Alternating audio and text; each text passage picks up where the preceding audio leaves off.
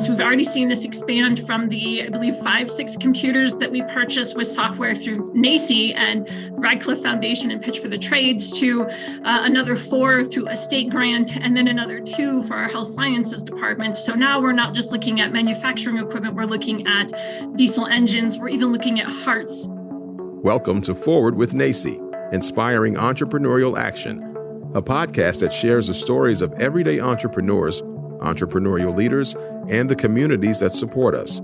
We hope that this diverse collection of stories brings you inspiration, inspires you to take action, and ignites entrepreneurship in your community as we make our way forward together. Welcome to this episode of Forward with NACCE. We're very excited. We have a couple of very special guests in our studio today. I'm Rebecca Corbin, President and CEO of NACCE, and your host for today. And as we think about getting back to school and kicking off for the fall, we think about really excellence and how do we put ourselves out there and really strive to do better. So I'm going to start with our first guest. Her name is Minden Fox, and she's going to introduce a little bit about her background and what she's doing today out in the Great West. So Minden, why don't you begin our conversation today? Sure, thank you. So my name is Minden Fox, and I am the Marketing and Entrepreneurship Instructor out at Laramie County Community College in Cheyenne, Wyoming. Actually grew up in a very entrepreneurial family. Both of my grandfathers were entrepreneurs and had their own business. One of them had a food truck way back in the 80s, so not as new of a concept as people think it is. So grew up around this amazing life of entrepreneurs. Every single one of my aunts and uncles, even my parents, either have a side hustle or their own business. So it was no surprise, I don't think for my family or even for me, that I started consulting fairly quickly out of college and some of those things. And that eventually led to pursuing a master's degree in marketing because I loved it so much, which then led me to the college after many years in the e-commerce world. So been with Laramie County Community College for a little over 6 years now and have seen drastic growth in our entrepreneurship program, enrollment up about 200% since I came on board and did a revamp of this, bunch of community partners and just amazing things going on here in Cheyenne, Wyoming. That's fantastic. And we're going to get into some of the amazing work that you're doing as an entrepreneurial college of the future and some of the things you're doing on the state level. But let's turn for a moment to Dirk Soma. Dirk's been a lifelong champion, really, of everything entrepreneurship and just such a fantastic leader coming to us from the state of Hawaii. So Dirk, you've got a lot, just a fascinating background. So why don't you share with everybody a little bit about who you are? Okay. Well, aloha mai kako. I'm Dirk Soma. I'm the business program coordinator at Kauai Community College. Before I dive into anything about myself, I just wanted to thank all of the NACCE community for their outpouring of support for the people on Maui. It has been a tragic episode, but like the rest of the community in Hawaii, we're very resilient, and the folks are going to be coming out of this even better than ever. So thank you for that. Again, I created the business program back in 2014, and we realized that entrepreneurship was an integral part of this. Like Minden, we've seen explosion of this across our state. There is a demand for this. It's funny, Minden, you talk about going back to the good old 80s, way back in the 80s. I can relate to that. And unlike you, I'm a serial entrepreneur. I've been doing entrepreneurial endeavors all my life. It's in my family tree as well. And I'm really happy to be able to facilitate the learning for our aspiring entrepreneurs, whether they be taking our credit courses or whether it be in the community and working with our Kauai community and across the state. That's wonderful. And I know as we were talking a little bit about our work collectively together and how important leadership is, people that may be listening might be thinking, I don't really think about community college as entrepreneurship going together. But as you can see, the pivotal roles that you both play, it really can actually accelerate student success. Minden, as you spoke about, your enrollments are surging, and some of the things, Dirk, that you spoke about of overcoming tragedy, and turning just very difficult situations into trying to think about how you can make lives better. So I want to begin with you, Minden, and your president, Schaefer, is just a fantastic leader, and I know has opened up some doors. So why don't you speak a little bit about how he, as a president, really helps the work that you do, kind of shepherds you through and gives you sort of that freedom to do some of the impactful things that you do. Our president, Dr. Joe Schaefer, has been just a huge support in this, and just having our back in everything that we want to do, the partnerships that we're forming, the opportunities that are coming up. He's been great in saying, yes, let's go ahead and explore this, or, hey, I've got this other opportunity. Let's set up a call and talk to them and see what can come of that. So just to have that support is huge to help this program grow, to be open to opportunities. And I know he gets a little frustrated with me at times when I say, entrepreneurship can be very unstructured. And that's not really something you hear when you say, let's develop curriculum, let's develop a program, and just kind of reminding ourselves we can still have structure here and there, but we need to have freedom in some of these things, because every entrepreneur, every single path toward entrepreneurship is going to look a little bit different. So again, just having that support, not just from him, but from our community, from some of our community partners and our state partners, has been huge in getting us to this point. Yeah, I remember speaking with him as I was recruiting colleges for the Entrepreneurial College of the Future program. And it was really an experiment, as many really good programs begin. And I was so impressed, him thinking about, well, I don't know exactly what this is, but it sounds like it might be really good for the faculty. It might be good for our institution. And so turning to you, Dirk, I know you're quite a leader in Hawaii, and I am so grateful to you. My colleague, Andy Gold, and I had a chance to spend a couple of whirlwind days going out to Kauai and seeing the amazing thing that you created through your Radcliffe winning prize, which we're going to get into a little bit. But you forged relationships and tried to bring together leaders, faculty from all of not only the community colleges, but for universities. So it was really your vision to bring everybody together for a day. And I think you really got the support of Steve Auerbach in doing that. So can you talk a little bit about what inspired you to think about trying to get the entire community of all the schools together, and maybe some of the outcomes of that? Thanks, Becky. Just a little bit of background. The University of Hawaii system is made up of 10 campuses throughout 6 islands. There are 4 four-year degree and higher institutes and 6 community colleges. So, as you can tell, if you're on your own island, it's easy to get siloed and working within your own community. And, we're really happy to have an opportunity to start looking as a system to be able to leverage all the resources that we have throughout from all of the 6 community colleges. And as we transfer students to the 4-year institutes, it's really important that we look as working as a system to leverage our resources and provide that great learning opportunity for the students as they start with us and then matriculate on for their bachelor's and master's degrees and doctorates.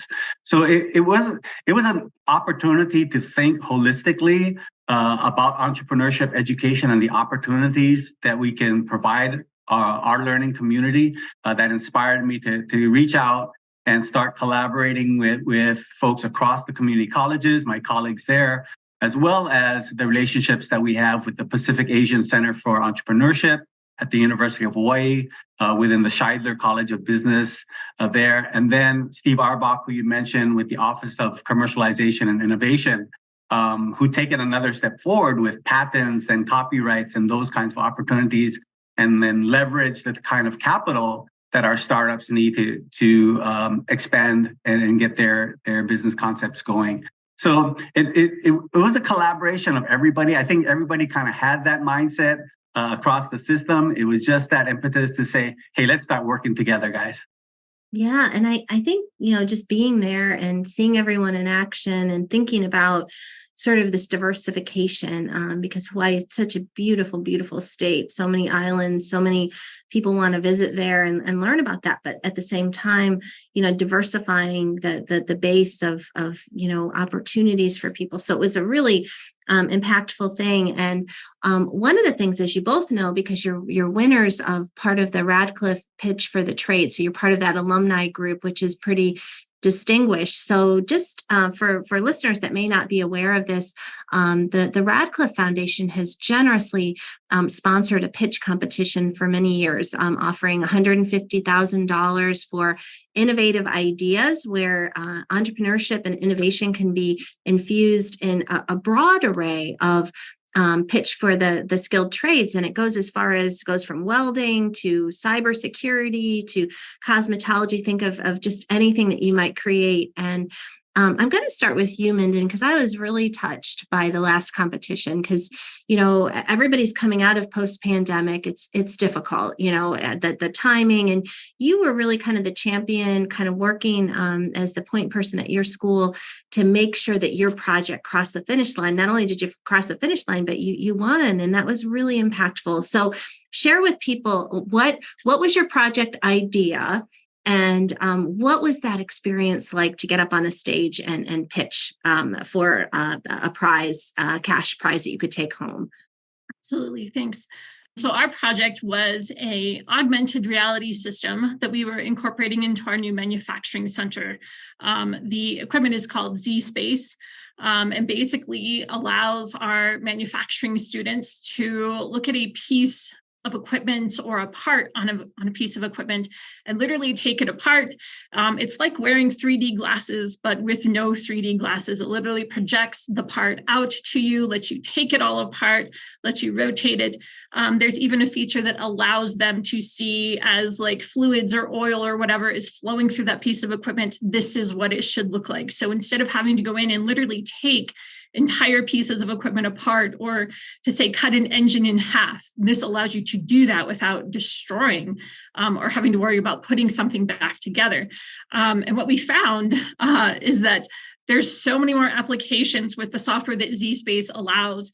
So we've already seen this expand from the, I believe, 5-6 computers that we purchased with software through NACCE and the Radcliffe Foundation and Pitch for the Trades to another 4 through a state grant, and then another 2 for our health sciences department. So now we're not just looking at manufacturing equipment, we're looking at diesel engines, we're even looking at hearts with Z-Space.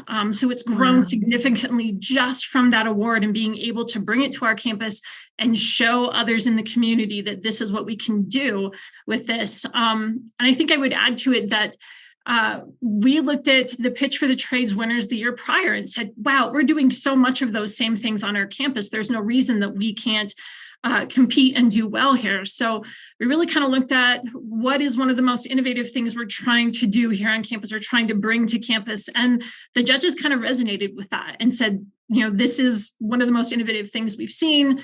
And we were really impressed by that. So we did something right there. As far as the overall experience, just to get to connect with some of the other winners, some of them I already knew from the Entrepreneurial Campus of the Future project. Just a fun experience to get to connect with each other that way, to sit there together and kind of calm everybody down before it's your turn, and then congratulate each other at the end and, hey, you did it, good job. Even some of the people that come up to you afterwards that are like, oh, we're totally rooting for you, we think you're going to win, before the judges had even announced anything. But also had one that was just like, I don't think you got it. I think someone else has it. And then to be like, but we did get it. You certainly did. And I think part of it, as somebody who observed all of it, I think your marketing background really kicked in, because I think having a name and sort of a brand that people could relate to. And I think almost a little bit of the performance aspect of it is important. We all Some of us watch Shark Tank. I think it's a guilty pleasure that I have. I don't watch it all the time, but you can learn things from it. So, so Dirk, let's go to you and talk a little bit about, you've been involved in a couple of different pitches. And I know when I talked to Carleen Cassidy, she just loves the fact that you just never give up. Like, you are always coming back. You're like, in it to win it, no matter what. And even if you don't win, you learn from it. So share a little bit about your experience and how that's kind of charged up some of the things that you have going on at your school. So we are very fortunate enough to be awarded some of the prize money in the very first year of the Pitch for the Trades competition. And, a major problem on Kauai and throughout the state is affordable housing, and especially housing for our students and our incoming faculty.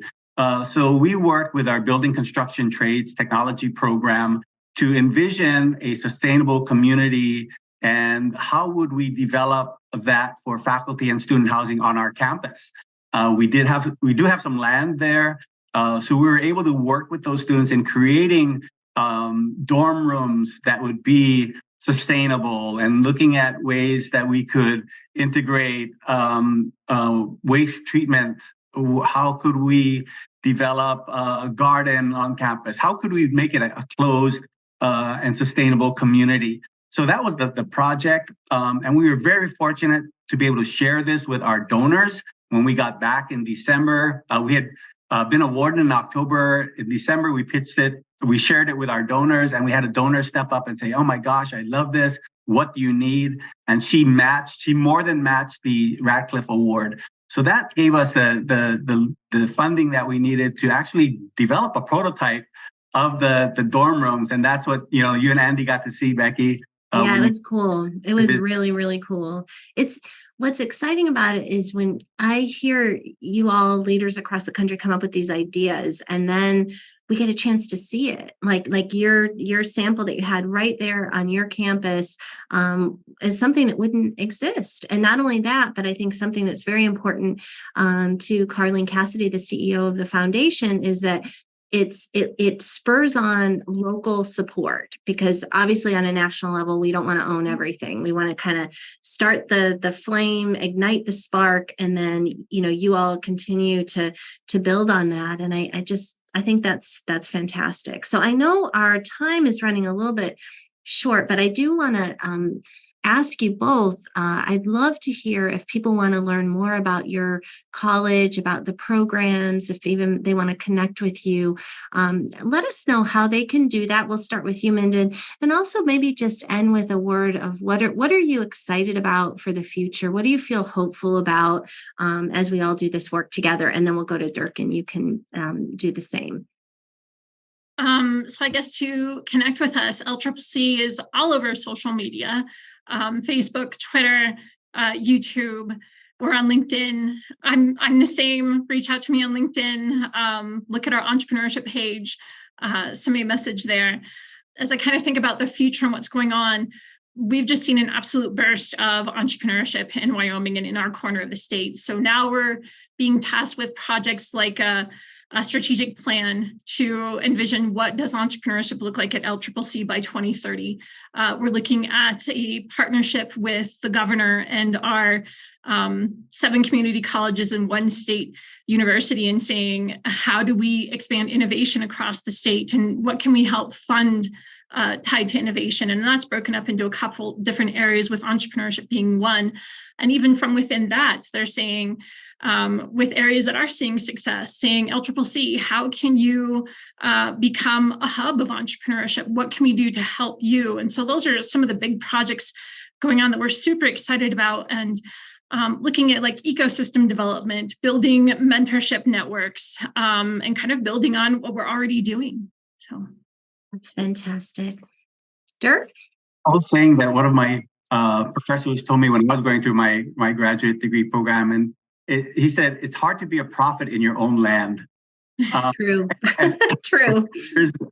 For most of us, we preach entrepreneurship and we see the opportunities that are there, and it's really difficult to get that momentum going. But I'm so happy to see that throughout the years with NACCE support, we've been able to get that momentum rolling. and to show what entrepreneurship can do and the impacts that it can have with students on campus as well as in the community. So I'm really thankful for that opportunity. And going forward, I'm just grateful to see these new minds and new perspectives as we look at our economy. Many times we talk about diversifying our economy.